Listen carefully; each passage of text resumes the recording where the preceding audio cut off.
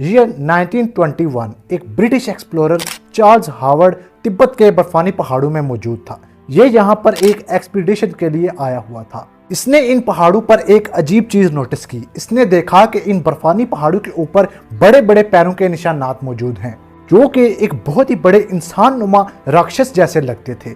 तो ये तिब्बत के मकामी लोगों के पास इस बारे में पूछने के लिए गया, तो इन लोगों ने इसको एक बहुत ही हैरत अंगेज बात बताई। तिब्बत के लोगों का मानना था कि इन पहाड़ों में एक बहुत ही अजीब किस्म की महलूक रहती है, जिसका कद तकरीबन 20 फुट लंबा है और इसके जिस्म के ऊपर बहुत ही बड़े बड़े बाल मौजूद हैं, जो कि इन बर्फानी पहाड़ों में छुपकर रहते हैं। कुछ तिब्बत के मकामी लोगों ने तो ये दावा भी किया कि हमने इस राक्षस को अपनी आंखों से देखा भी हुआ है, जिसे ये लोग येती कहते थे।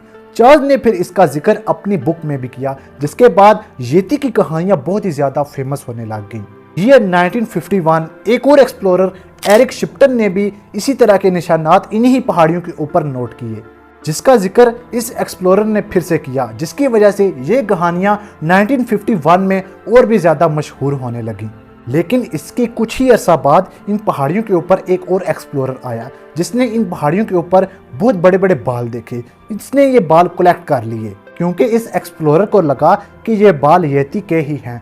फिर लोग येती को ढूंढने के लिए बड़ी बड़ी टीम्स में इन पहाड़ों का दौरा करने के लिए आने लग गए। तो यहीं पर नेपाल की गवर्नमेंट ने एक नया कानून बना दिया। 1959 में नेपाल की गवर्नमेंट ने एक कानून ये निकाला कि जो भी येती को एक्सप्लोर करने के लिए जाएगा, उसके लिए उसको 5,000 रुपये फीस देनी होगी। और एक कानून इसके साथ ये भी निकाला कि कोई भी शख्स येती को मार नहीं सकता, बल्कि इसको जिंदा पकड़ने की कोशिश कर सकता है। जिसके बाद बड़ी बड़ी टीम्स येती को ढूंढने के लिए तिब्बत के ये बड़े पहाड़ एक्सप्लोर करने के लिए आ गई।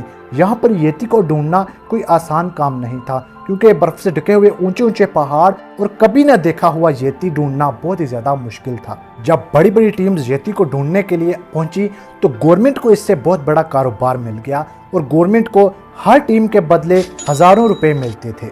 मगर फिर 1980s में एक एक्सप्लोरर ने एक ऐसी बात बताई, जिससे कि येती की मिस्ट्री तकरीबन सॉल्व हो गई। जो बाल इन पहाड़ियों पर एक एक्सप्लोरर ने कलेक्ट किए थे, इसने उन बालों के ऊपर रिसर्च की तो पता चला कि ये बाल किसी बियर के हैं, मगर कोई आम बियर नहीं, बल्कि दो मुख्तलिफ नस्लों के बियर्स का क्रॉस है ये।